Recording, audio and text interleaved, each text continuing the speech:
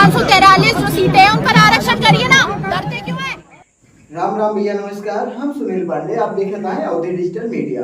आज हम चर्चा करब एक ऐसे मुद्दे पे जौन की लगभग 30 साल से भारतीय राजनीति के अहम मुद्दा बना बा। वह मुद्दा के नाम है नारी शक्ति बिल या फिर महिला आरक्षण बिल। नारी शक्ति बंधन अधिनियम एक शुरुआत 1996 से हुई, जब एक सबसे पहली बार सदन में पेश की गया महिला आरक्षण बिल के नाम से। यहाँ महिलाओं को 33% आरक्षण दे के बात कहेंगे, लेकिन सदन में भारी विरोध की वजह से ये वह समय पास ना हो सका। लेकिन फिर भी यहाँ पर लगातार पास करावे के प्रयास जारी रहा। तत्कालीन कांग्रेस सरकार अधिनियम लेके आ रही, लेकिन भारी विरोध की वजह से पास ना हो पावा। हालांकि यहाँ कांग्रेस और भाजपा जैसे बड़े बड़े दल यह अधिनियम का पास करे के पक्ष में रहे, लेकिन कुछ विपक्षी दल जैसे समाजवादी पार्टी यह अधिनियम में संशोधन की मांग कर रही। फिर ये अधिनियम दोबारा से लावा गवा 2010 में। 2010 में ये अधिनियम फिर से लावा गवा और सदन में पेश किया गवा। वह समय भारतीय जनता पार्टी और कांग्रेस के समर्थन से इस सदन में पास भी हो गया। लोकसभा में पास हो गया, लेकिन राज्यसभा में ये बिल पास ना हो पावा और ये बिल लैप्स होगा। एक बाद फिर यहाँ पर 2023 में एक बार फिर से ही सदन में रखा गया और वह समय 186 मत एक पक्ष में पड़ा और सिर्फ एक मत के विपक्ष में पड़ा और ये भारी बहुमत से पास हो गया।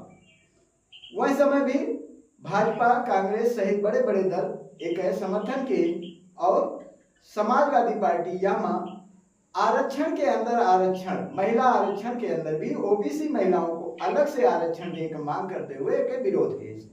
हालांकि आज के समय में जो नहीं बतावा जात बा कि महिला आरक्षण बिल गिर गवा, ये गलत है, भ्रामक है।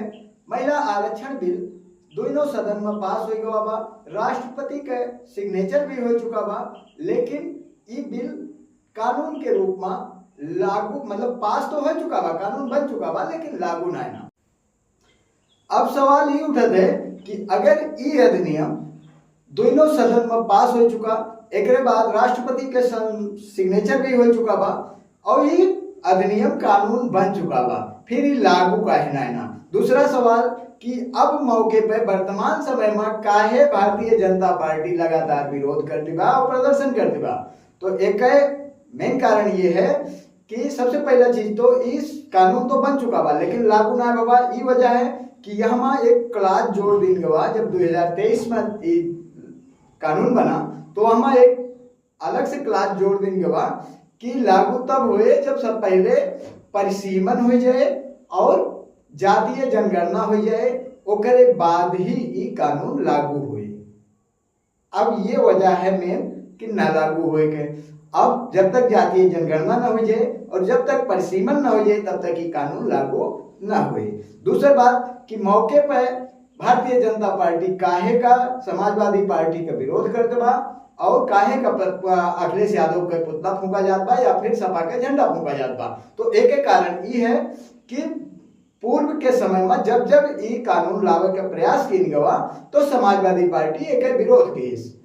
हालांकि सीधा विरोध महिला आरक्षण बिल पर ना किए, लेकिन उनका विरोध ये रहा कि अगर महिला आरक्षण बिल लागू की जात बा तो महिला आरक्षण में आरक्षण के अंदर आरक्षण दी जाए और महिला में भी ओबीसी के महिलाओं को अलग से आरक्षण दी जाए, यही मांग कर लेके लगातार विरोध किए।